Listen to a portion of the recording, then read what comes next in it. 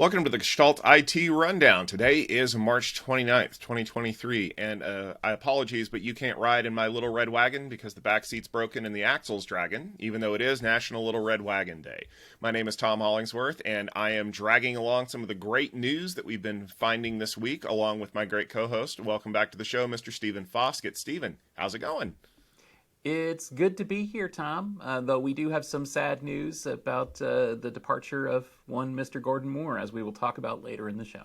Absolutely. We'll get onto that in just a bit, but we have some other stories that we wanted to make sure to bring to your attention, some things that have been going on for the last week. So let's kick it off with some news about Toshiba, because they've been in talks for those past several months, trying to find a buyer to help alleviate some of the current woes that the company has been going through. Well, last week they managed to accept one of the buyout offers from a domestic firm, Japan Industrial Partners. Now, the bid was for around $15 billion, which is down about 22% from last year's highs of the valuation of the company.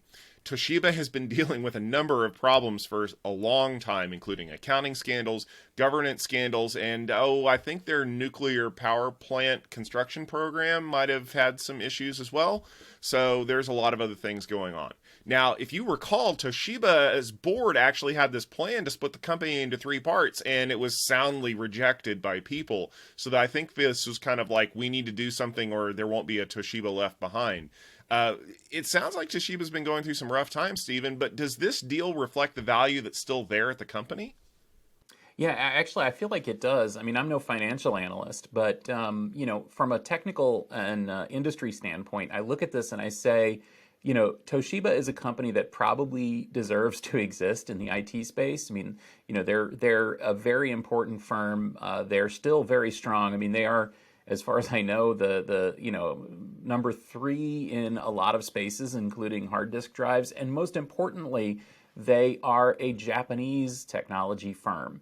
And there has been a lot of concern in many countries about losing access to technology, losing dominance in technology. And the Japanese government and Japanese people are rightly concerned about losing basically any kind of position in the IT space if companies like Toshiba and Hitachi aren't straightened out. So it makes a lot of sense. This deal would essentially see the nation, various national entities in Japan, taking over the operations, setting it straight, getting it free of some of the entanglements you mentioned, especially the nuclear power issue, and would set Toshiba back on a path to be a contributor to the enterprise tech space. So I would say this is a really good move for Toshiba. It's a really good move for Japan, and probably a really good move for the IT industry as well, to have another continuing industrial base in another country, not called China or the United States. President Biden signed an executive order this week that forbids the U.S. government from using commercial spyware. The move is seen as a way to prevent U.S. agencies from using tools such as NSO's Pegasus for intelligence gathering. Government personnel have been targeted by these attacks in recent years, and the U.S. is trying to prevent them from spreading. The White House has already forbidden the export and transfer of Pegasus and a few other tools in 2021, but this move goes further in preventing the use of those tools completely by government agencies. Tom, will this be enough? Boy, I hope so. I feel like this is like one of those like last things that you do to kind of prove that you're not doing something, I don't know, hinky on the back end. So think about it like this. The US government knows that Pegasus is being used to do all kinds of things that it really shouldn't do. Like, I don't know, spy on journalists. Because we have a First Amendment that protects that stuff. So they said, you can't buy it, you can't resell it, you can't transfer your licenses.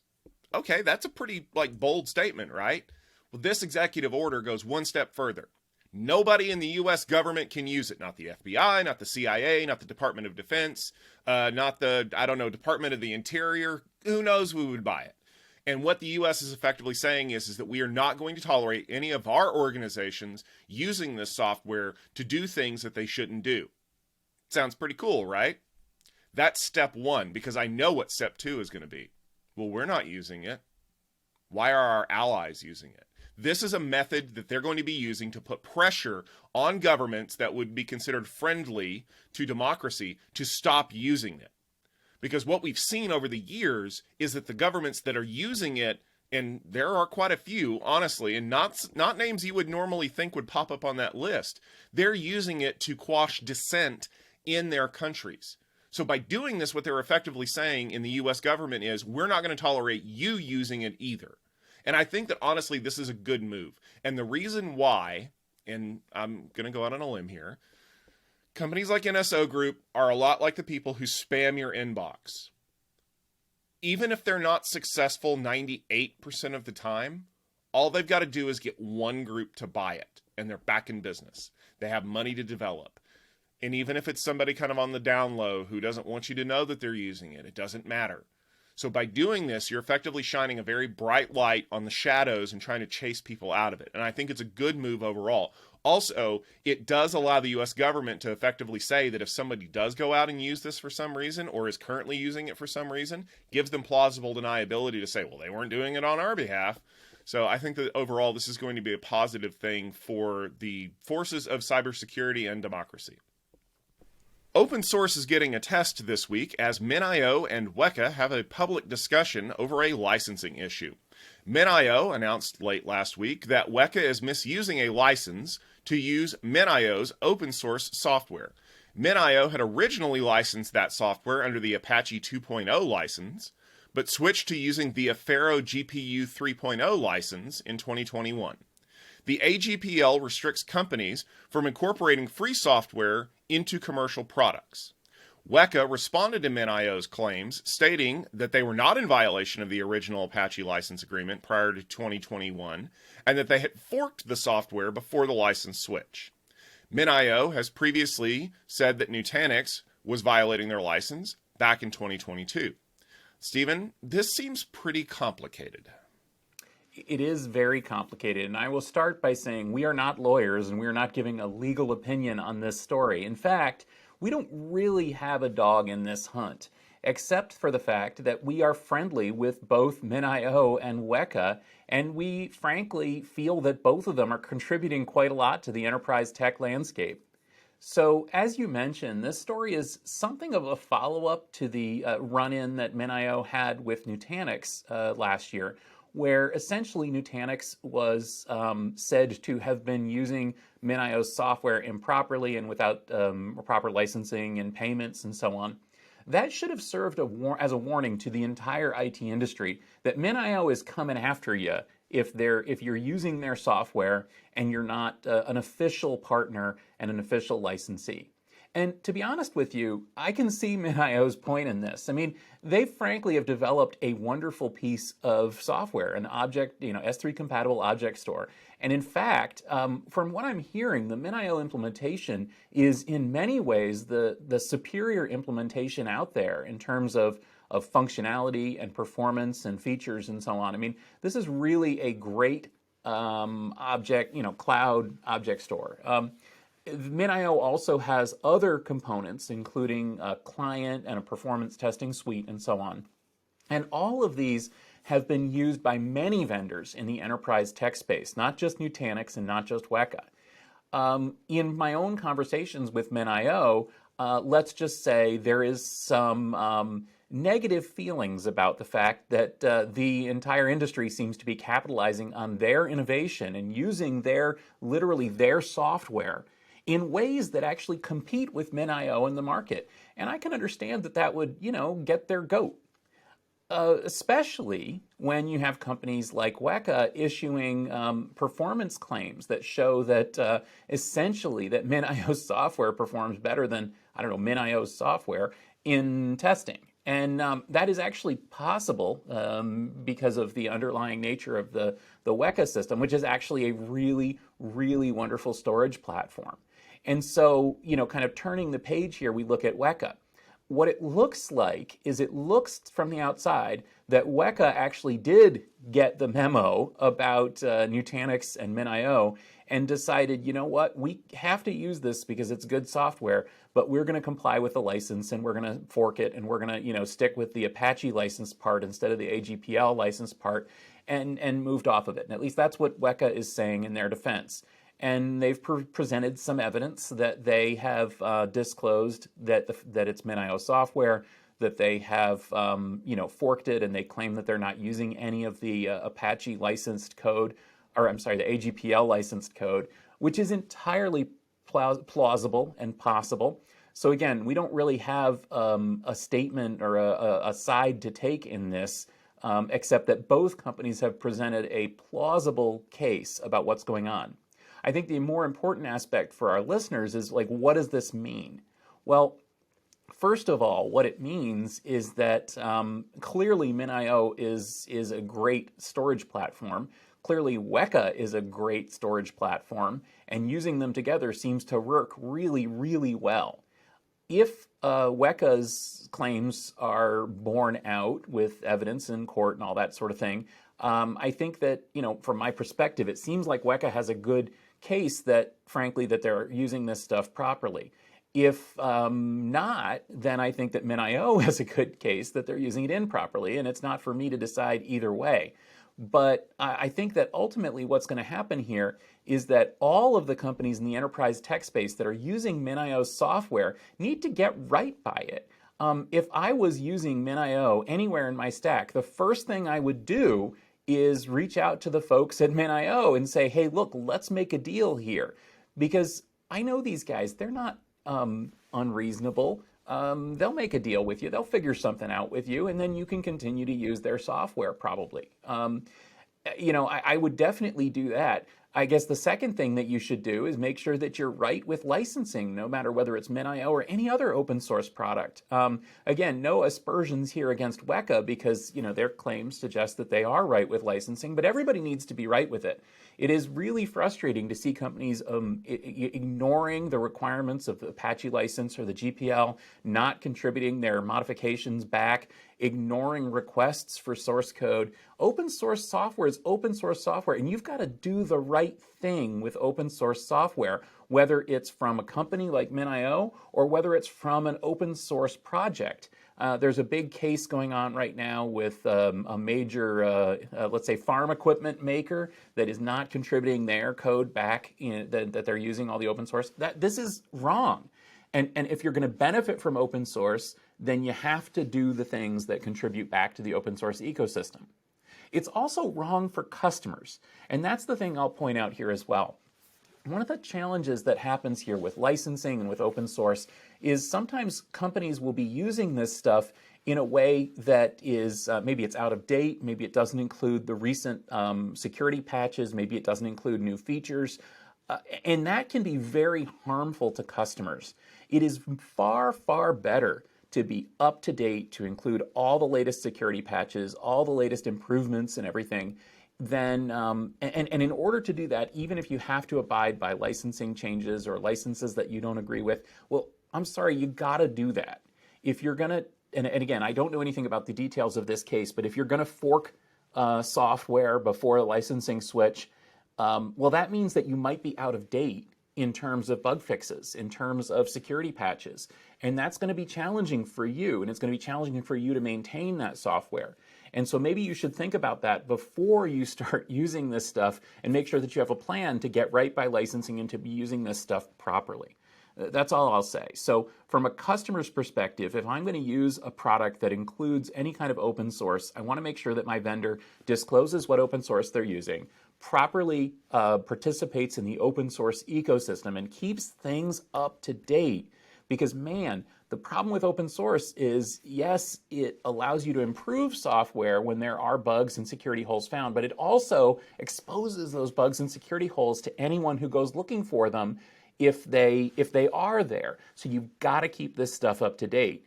And that requires playing nicely in the open source ecosystem.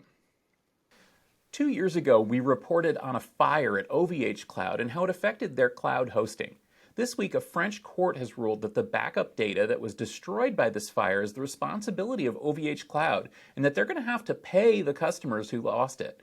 In one case, OVHcloud tried to argue that the fire was a force majeure and they weren't liable for the loss.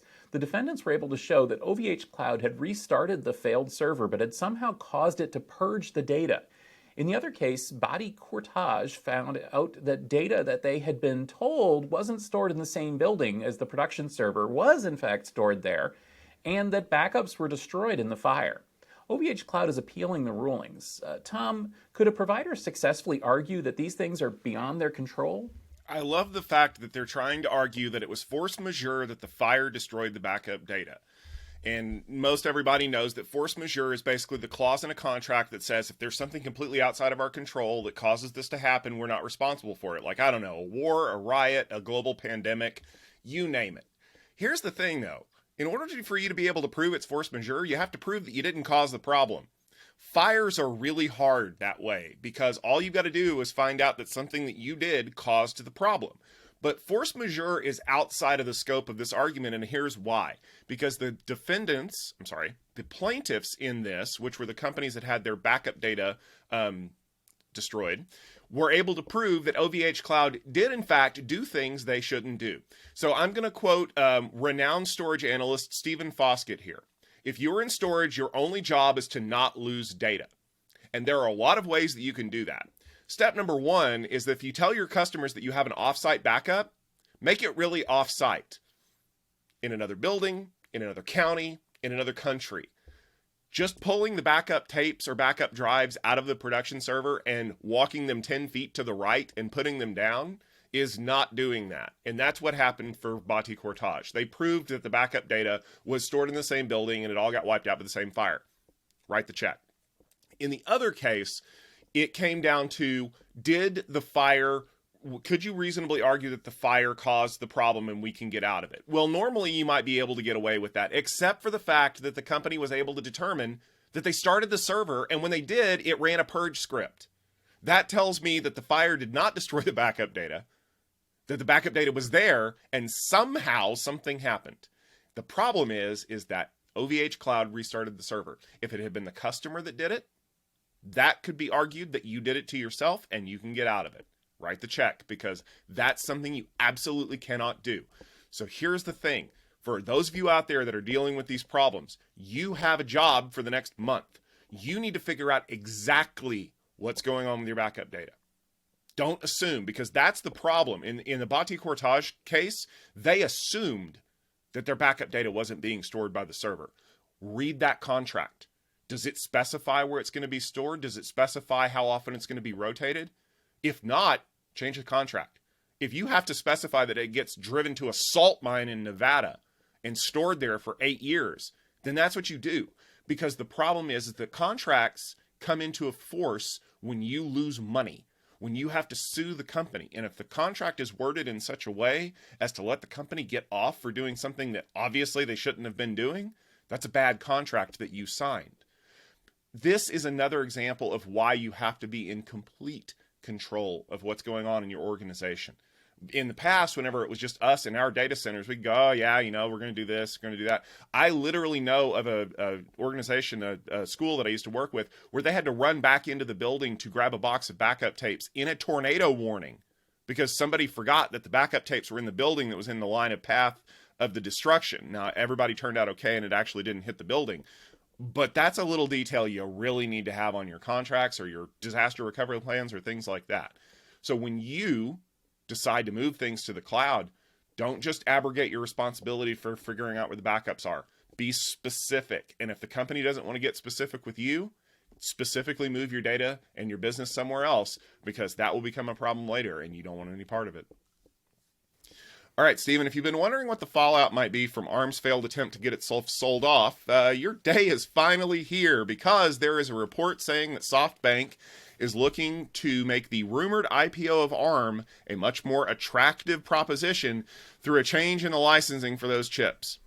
They want to raise prices, and they want to charge the device manufacturers to have ARM-based chips in their phones and tablets and everything else that could possibly have them.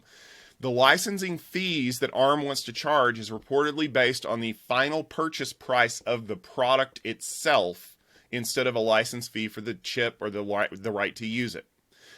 Of course, SoftBank is hoping that this big change and massive increase in revenue is going to make ARM attractive enough to make a lot of money through that future IPO, because I don't know if you know this or not, but between ARM and between ARM and WeWork, SoftBank hasn't been doing so hot with some of the business that they've been working on. But Stephen, here's the question that I have for you. are the manufacturers that use these ARM chips going to be playing ball with these new licensing changes?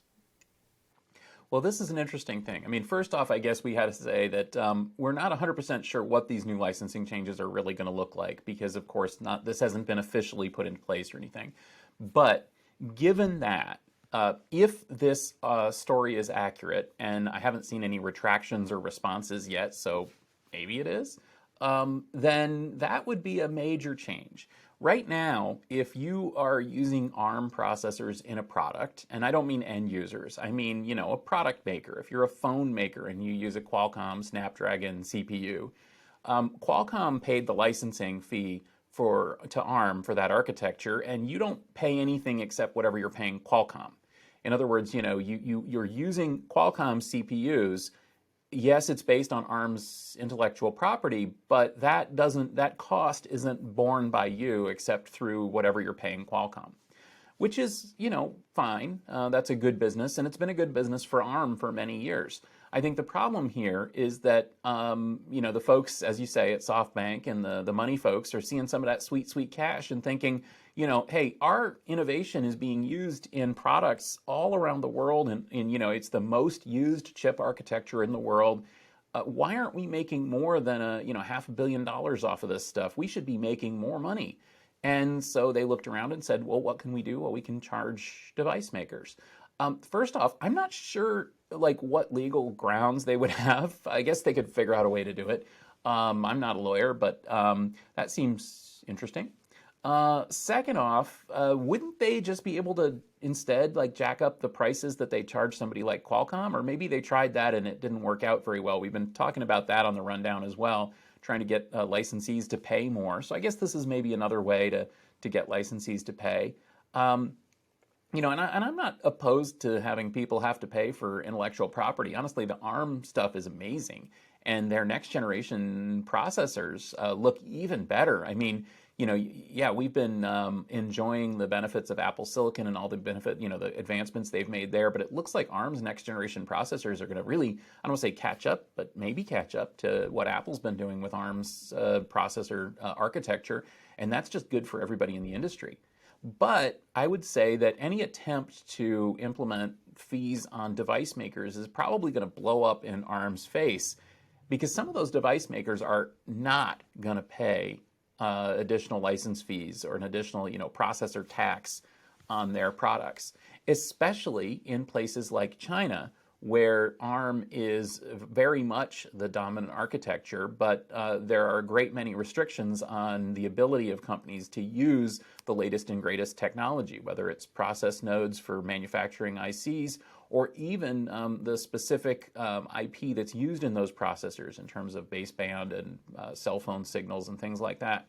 So I think that what's going to ultimately happen here is that the folks at a company called Sci5 must be giving each other high fives right now because they are the folks behind the RISC-V architecture. This is a alternative RISC architecture that promises, now hasn't delivered, but promises to be competitive with ARM in terms of making low-powered, high-performance cores for all sorts of devices. As we've reported previously on the rundown, RISC-V is getting a lot of uptake in places you don't see it. A lot of embedded chips, for example, in the storage industry, there are a lot of RISC-V processors being rolled out.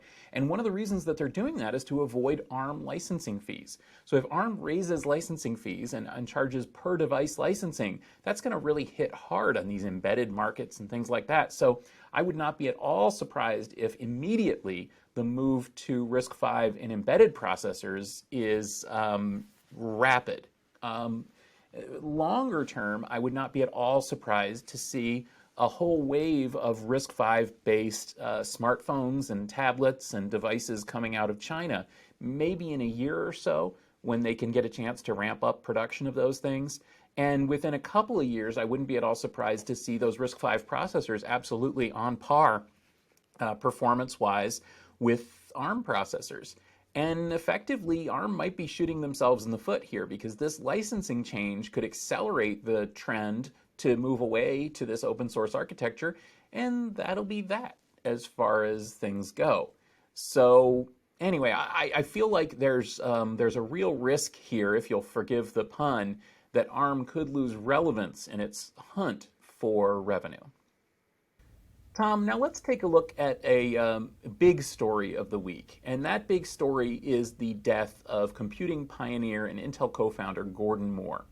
His name is commonly used in reference to Moore's Law, which stated that processors would become exponentially more complex and thus exponentially better every year and then every 2 years, from the 1960s to the 70s to today.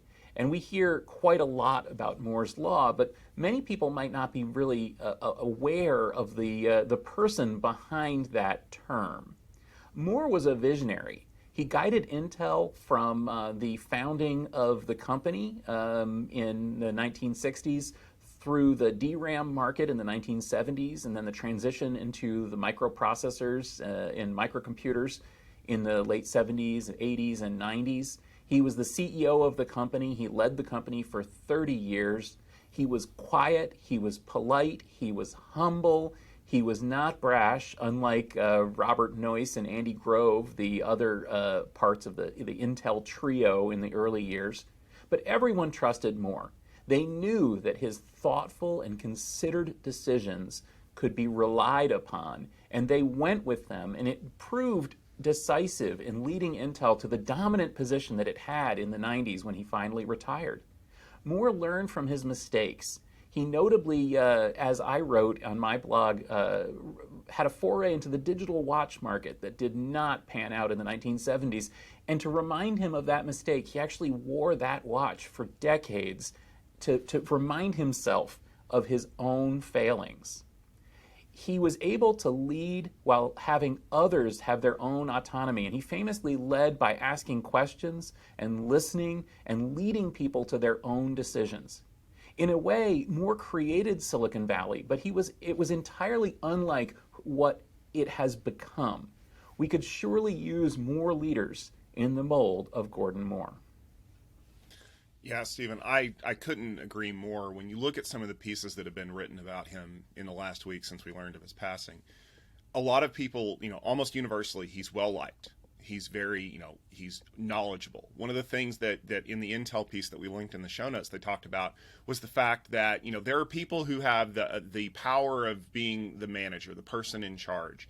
And then there are people who have the power of being knowledgeable and smart about it. And everyone universally says that Gordon Moore had the knowledge, power. People wanted to talk to him. People didn't listen to him because he had the CEO title.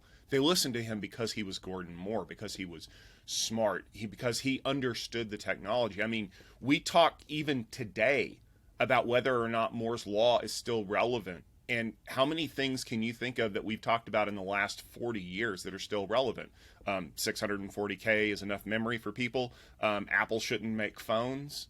Like, think of all the technology predictions that you know of that have gone catastrophically the other direction. And then we're still talking about what Moore's Law means. But more importantly to me is when you look at the way he comported himself as a person, like look at the number of stories that involve, he just kind of unassumingly went to work each day. He drove the same car forever. Like, think of all of the I don't know, the pageantry that goes along with being in Silicon Valley now. Hey, we just hit our IPO. I need to go buy an expensive new sports car. Hey, did you understand that I'm the CEO because I'm the one wearing the really fancy suits and I'm going to come to work at 10 a.m. every day and I'm going to do all this other stuff? That's not the kind of person that Gordon Moore was. He worked. He did the job. He learned. He learned by making mistakes. How many people in the executive branch would admit they made a mistake, let alone, as you said, wear that mistake on their wrist every day as a reminder to themselves of what they did? I mean, I personally believe, even though I've never met the man, I personally believe he's the kind of person that I would want to talk to, that I would want to learn from, that I would want to understand, because the power that you have by being in charge of a thing is fleeting, because one day you might not be in charge. But the power that you have by being the most intelligent person around sticks with you no matter what. Absolutely. I couldn't have said it better, Tom. I mean, I didn't meet the man personally, but the things that I'm hearing from people who did know him are just remarkable.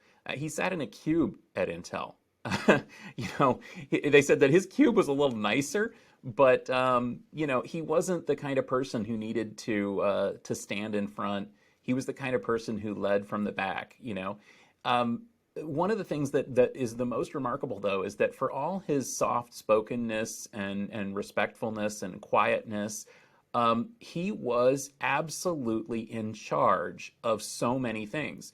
So Moore was the one who led the so-called traitorous eight out of Shockley Semiconductor and led to the foundation of Fairchild Semiconductor. Of the eight really big brains, PhDs and business leaders and future venture capitalists and bankers and all that, if you look at the history of the traitorous eight, it is remarkable to think that it was Gordon Moore, of all those people, who led that group to split with Shockley. And I think that one of the reasons they did was because Shockley was the exact opposite of Gordon Moore.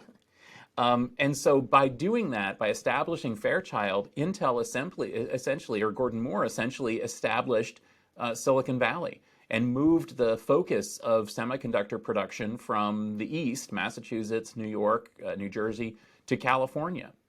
After that, it was Moore and Noyce that founded what they called at the time NM Electronics, Noyce Moore Electronics, or as some people have suggested, MN Electronics. But Moore was the kind of person who would let his name be mentioned second. He was famously embarrassed of Moore's Law. He didn't call it that. Carver Mead of Caltech called it that, and he didn't like to think about it, that he had this famous thing named after him. As I said, at Intel, one of the first things that they did was see an opening in the market for DRAM. And many people today might not know that Intel, for the first decade of its existence, was essentially a DRAM company that also dabbled in other types of semiconductors. I want to talk a little bit about Intel's foray into the digital watch market, not because I love watches, which I do, but because it's very illuminating not only about Gordon Moore and Intel, but about the entire IT industry and the products that we look at today. So in the 1970s, while there was the transition going on to digital and quartz watches from mechanical watches, one of the things that enabled that transition was semiconductors, ICs. In fact, one of the other traitorous eight members, a Swiss scientist by the name of Horny, was able to bring that technology back to Switzerland and make it possible for us to have digital watches and quartz watches and all those things, because they needed low-powered, high-performance counters. Well, Intel basically went in the opposite direction as Horny's Intercell company went, and basically these companies were sort of on parallel tracks. We had Intercell, which you could think of as sort of like an ARM, in that they were focused on low-power, portable, special-purpose processors, while Intel was focused on memory, DRAM, and also more complex and general-purpose processors that they're famous for. Moore actually refused to give Horny any credit for any of the things that he had brought to Fairchild, and I think that caused a split between the two. But Moore was smart enough to see that Intersil, this rival, this offshoot, was actually onto something, and that had created a new market for, yes, portable devices.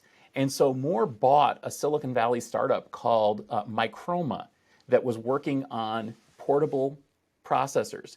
More to the point, Microma was interested in integrating all of the features and creating something called a system on a chip. If that rings a bell, that's because that's how every mobile device is today. But Microma was pioneering this in 1972, and Moore saw that opportunity, bought the company, and basically established an SoC, a mobile SoC company within Intel. This is the kind of person this was. He saw an opportunity. It made sense to him. He saw that that somebody else's idea was a better idea, and he moved into it. It ended up being a colossal failure, though, because essentially Intel didn't just decide to make the system on a chip. They decided to make watches. They decided to sell them at retail. You could go to a Sears store and buy an Intel watch. They hired one of the guys from MASH to make an expensive TV commercial for this thing. It was a giant failure.